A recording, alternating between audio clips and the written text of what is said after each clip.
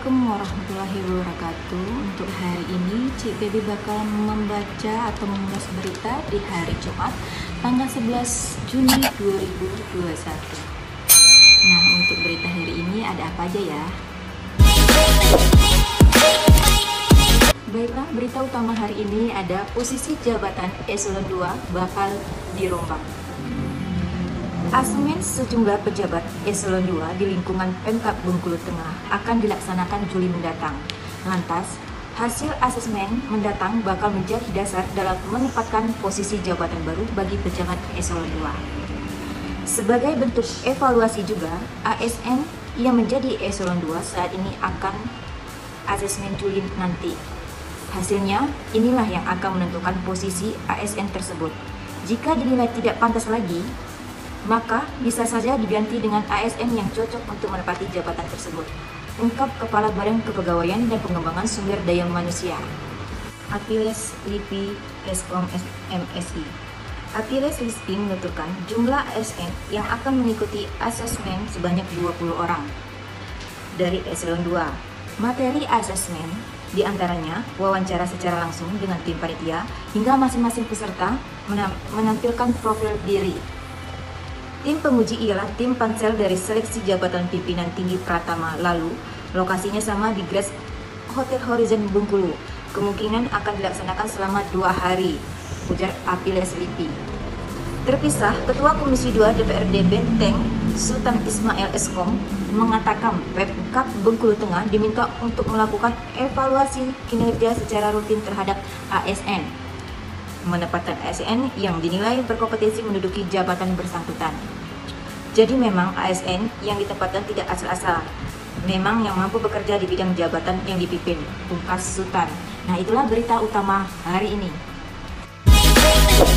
Nah, untuk berita selanjutnya ada 41 PB Pidum dimusnahkan.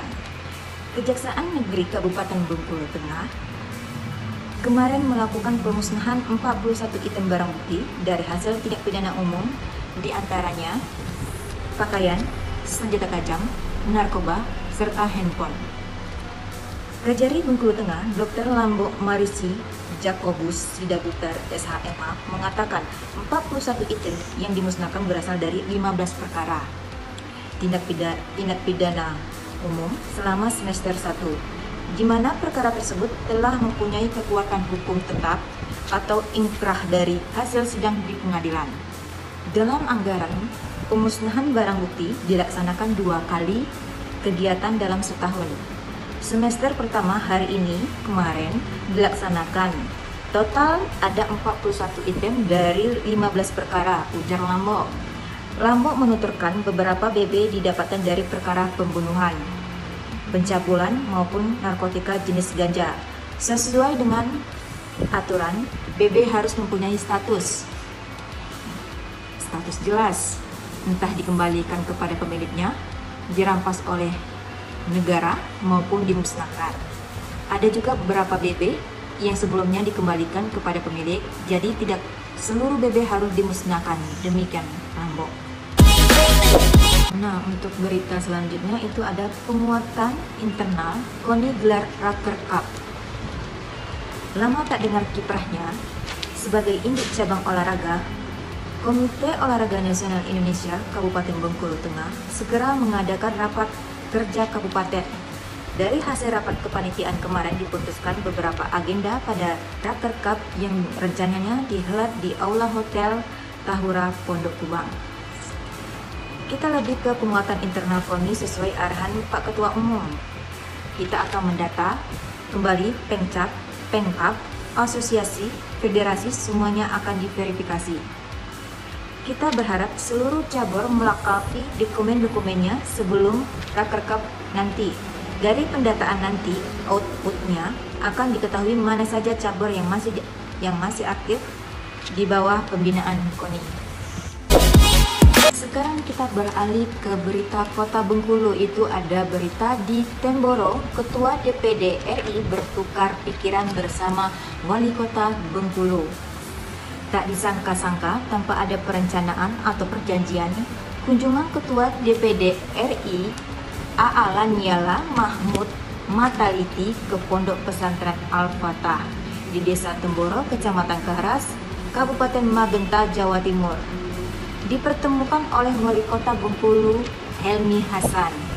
Kunjungan yang dilakukan dini hari, Lanyala didampingi Senator Andi Muhyisan dari Sulawesi Selatan, Silviana Murni, DKI Jakarta, Sekjen DPD RI Rahman Hadid, dan Deputi Administrasi DPD RI Lalu Nikman Zahri.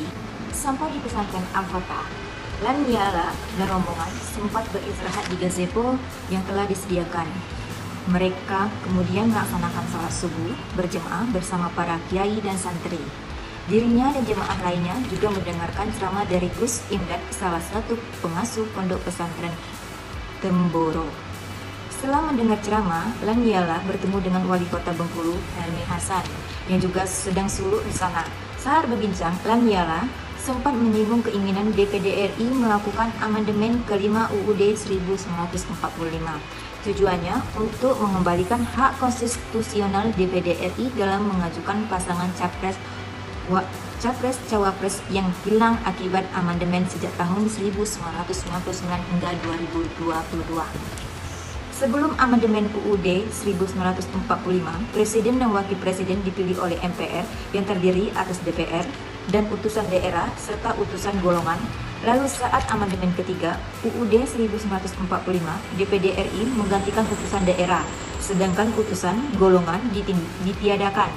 Helmi pun tampak serius saat berbincang-bincang dengan Ketua DPD RI Lanyala terkait rencana melakukan amandemen kelima UUD 1945.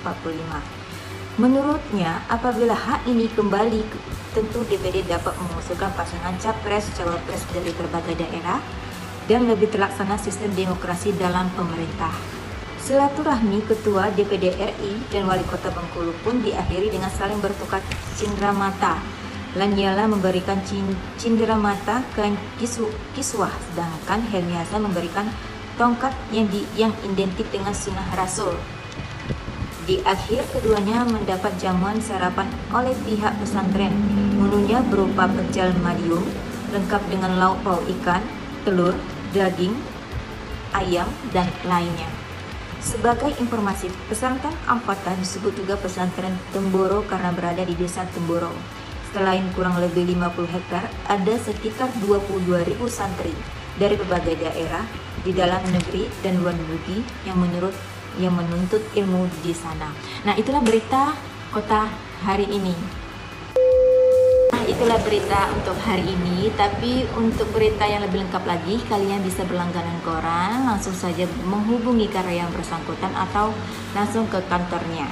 Dan tidak hanya itu saja, kalian bisa mengakses website resmi dari kami, rakyatbanten.com, atau juga bisa untuk follow media sosial yang kami punya, itu ada di Instagram, Facebook, dan Twitter. Nah, untuk kalian yang belum subscribe YouTube kami, Hari Benteng RBD TV, kalian bisa subscribe, dan yang sudah subscribe jangan lupa di like dan notifikasi, siapa tahu video yang kami upload adalah orang yang pertama menontonnya. Nah, saya Cik Pebi dan kru yang bertugas berterima kasih dan Assalamualaikum warahmatullahi wabarakatuh.